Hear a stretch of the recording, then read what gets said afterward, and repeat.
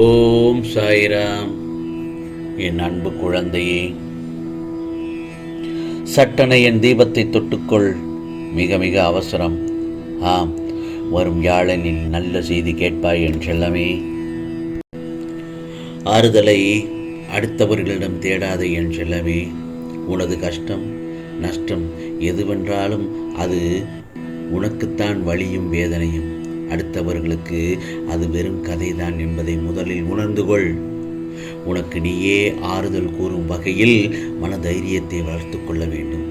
உனக்கு பக்கபலமாக இந்த சாயப்பா என்றும் நான் இருப்பேன். அதே சமயத்தில் வாழ்க்கையில் ஏற்படும் சோதனைகளை இதுவும் கடந்து போகும் என நினை. உன் முயற்சிக்கான பலன் கிடைக்கும் நேரம் இது. வெற்றி பெறும் மகிழ்ச்சியாக வாழப்போகிறாய் என் செல்லமே.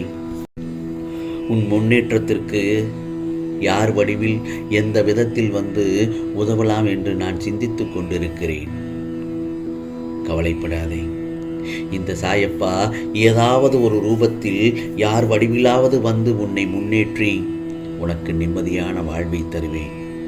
முதலில் இந்த சாயப்பா மீது நம்பிக்கை வை. நான் இருக்கிறேன் உன்னோடு. உனக்கு நிழலாக எப்பொழுதும் 8 திசைகளிலும் உனக்கு துணையாகத்தான் நான் இருக்கிறேன். கவலைப்படாதே. அதே நேரத்தில் பணம் இருப்பவருக்கு பணம் துணை, மக்கள் செல்வாக்கு இருப்பவர்களுக்கு மக்கள் துணை, ஏதுமே இல்லாதவருக்கு இந்த சாயப்பா துணை என் செல்லமே. அதே நேரத்தில் யாரையும் மகிழ்ச்சியாக வைக்க நீ முயற்சி செய்ய வேண்டாம். அவரவர்களுக்கு எது மகிழ்ச்சியோ அதில் அவர்களே அறிந்துணர்ந்துதான் வைத்திருக்கிறான் என்பதே மெய். அது உனது பட்டியலில் உள்ள மகிழ்ச்சியோடு பொருந்தவில்லை என்பதால் அவர்கள் மகிழ்ச்சியாக இல்லை என்று அர்த்தமாகாது. ஏனென்றால் அவரவர் மகிழ்ச்சி எது என்று உனக்கு தெரியாதல்லவா? உதாரணமாக நான் ஒன்று சொல்கிறேன். உன் பரிதாபத்துக்குரியவன் என்று தானே நினைத்து அதை வெளிக்காட்டி என்னை பார்த்து பரிதாபப்படுங்கள் என்று ஏக்கத்தோடு இருப்பவர்களுக்கு அவர்களை பார்த்து பரிதாபப்படுவது தான் அவர்களுக்கான ஏக்கம் தீர்க்கும் மகிழ்ச்சி. சிலரோ நான் பரிதாபமாக இருந்தால் கூட அதை வெளிக்காட்டு கொள்ளும் விதத்தில் தான் அதை கடந்து மகிழ்ச்சியாக இருப்பதாக நினைப்பதுதான் அதில் ஒரு விதமான மகிழ்ச்சி. இன்னொரு மகிழ்ச்சி என்ன தெரியுமா? எதிலும் குறை கண்டுபிடிப்பதில் திறமையாக இருப்பவர்களுக்கு ஏதாவது ஒரு குறை இருந்தால்தான் மகிழ்ச்சி.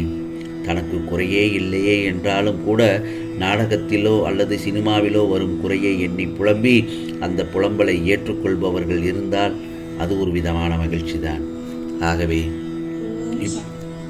இப்படி உனது பார்வைக்கு மகிழ்ச்சி இல்லாதது போல் தெரிந்தாலும் அப்படி இருப்பதுதான் அவர்களுக்கு மகிழ்ச்சி என்பதை உணர்ந்தறிந்தவன் அவர்கள் விருப்பம் போல வைத்திருக்கிறான். அதிலிருந்து அவர்களை விழிப்புணர்வு பெற்று வழிவந்தால்தான் உண்டு. ஆம் செல்லமே. சில சமயங்களில் நீ பாசத்திற்காக இயங்குகிறாய். அது உனக்கு கிடைக்காமல் போகும்போதும் நீ உதாசீனப்படுத்தும் போதும் நீ அடையும் துன்பத்தை காண சகிக்கவில்லை. உனது ஏக்கம் எனக்காக மட்டும் இருக்கட்டும். உனக்கு திகட்ட அன்பை பொழிய இந்த சாயப்பா நான் இருக்கிறேன். என்னுடைய அன்பு மட்டும்தான் உதாசீனப்படுத்த முடியாத அன்பு. உன் மனதை திடமாக வைத்துக்கொள். இந்த உலகத்தில் எதுவுமே நிரந்தரமில்லை. யாருமே நிரந்தரமில்லை. பெற்ற தாயானாலும் தந்தையானாலும் மனைவியானாலும் கணவரானாலும் குழந்தைகளானாலும் குறிப்பிட்ட எல்லை வரை மட்டுமே அவர்கள் வருவார்கள். ஆனால் உன்னுடன் நிரந்தரமாக வரப்போவது உனது சத்குருவாகிய இந்த சாயப்பா நான் மட்டும்தானே. அதை புரிந்து இன்பத்தையும் துன்பத்தையும் சரிசமமாக நினைக்க உன் மனதை பக்குவப்படுத்து. முதலில் இன்பத்தை கண்டு மிகவும் பரவசப்படாமலும் துன்பத்தை கண்டு மிகவும் துவண்டு போகாமலும் உன்னை சமநிலையில் இருக்க பழகிக்கொள். அப்போதுதான் நீ எதற்கும் கலங்க வேண்டிய அவசியமே இருக்காது. இந்த பக்குவ நிலைக்கு உன்னை கொண்டு வருவது உனக்கு முதலில் கஷ்டமான தான் இருக்கும். ஆனால் நீ என்னையே நினைத்து என் நாமத்தை சாயி சாயி என்று உச்சரிக்க அந்த பக்குவ நிலையை நான் உனக்கு வர வைப்பேன். நாம் வாழ்வில் முன்னேறாமல் இருப்பதற்கு பல நேரங்களில் மற்றவர்களையே குறை கூறிக்கொண்டிருக்கிறோம். அதோடு இல்லாததை நினைத்து பல நேரங்களில் வருத்தி கொண்டிருக்கிறோம்.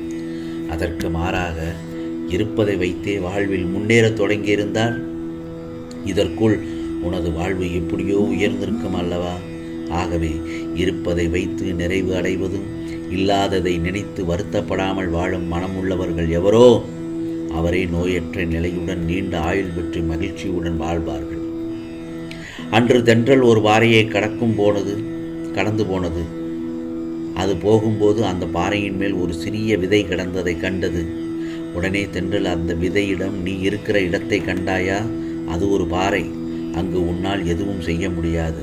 அதனால் என்னோடு வந்துவிடு என்று நான் உன்னை பாதுகாப்பாக உன் நல்ல நிலத்தில் விட்டுச் சொல்கிறேன். நீ வளர்ந்து பெரிய மரமாகி விடுவாய் என கூறியது. அதற்கு அந்த விதை, பரவாயில்லப்பா, நீ உனது வழியில் செல். எனக்கு கொடுக்கப்பட்டுள்ள இடத்தில் எப்படியாவது உயிர் வாழ முயற்சி எடுக்கிறேன் என்று கூறி தென்றலோடு செல்ல மறுத்துவிட்டது. தென்றலும் தன் வழியே சென்றது. 6 மாதம் சென்று அந்த தென்றல் அதே வழியில் வந்தது. அந்த இடத்தில் ஒரு மரத்தை பார்த்ததும் தென்றலுக்கு வியப்பு. நீ அந்த விதைதானே? 6 மாத காலத்திற்குள் நீ எப்படி இவ்வளவு பெரிதாக வளர்ந்திருக்கிறாய் என்று தென்றல் கேட்டது. அதற்கு அந்த விதை, நான் இந்த இடத்தில் கிடைத்த ஒரு சிறிய மழை துளியை பயன்படுத்தி என் வேரை ஊன்றினேன். பின்னர் என் வேரை பரப்பி இன்று ஒரு பெரிய மரமாக வளர்ந்திருக்கிறேன். நான் எங்கே இருக்கிறேன் என்பது முக்கியமில்லை, எனது மனநிலை எப்படி இருக்கின்றது என்பதுதானே முக்கியம். அதனால்தான் இன்று இவ்வளவு பெரிய மரமாக நான் உருவாக முடிந்தது என்று சொன்னது. நீ விரும்பக்கூடிய வாழ்க்கை கிடைக்கவில்லை என்றால் கிடைத்த வாழ்க்கையை உனக்கு சாதகமாக்கிக் கொள். அது வாழ்க்கையில் மன நிறைவையும் அமைதியையும் ஏற்படுத்தும். புரிகிறதா என் செல்லமே? கிடைத்த வாழ்க்கையை சரியான முறையில் பயன்படுத்த தவறும்போது நிம்மதியை இழக்கக்கூடிய சூழ்நிலைகள் ஏற்படும். மகிழ்ச்சியான நாட்களை தொடங்க காலை எழுந்ததும் நமக்கு இருப்பதை வைத்து மன நிறைவு கொள்ள வேண்டும். முதலில் இவற்றை நமது வாழ்க்கையில் கடைபிடித்தால் நாம் நம்மை சுற்றி உள்ள அனைத்தையும் மகிழ்ச்சியாக அனுபவிக்க முடியும் என் செல்லமே.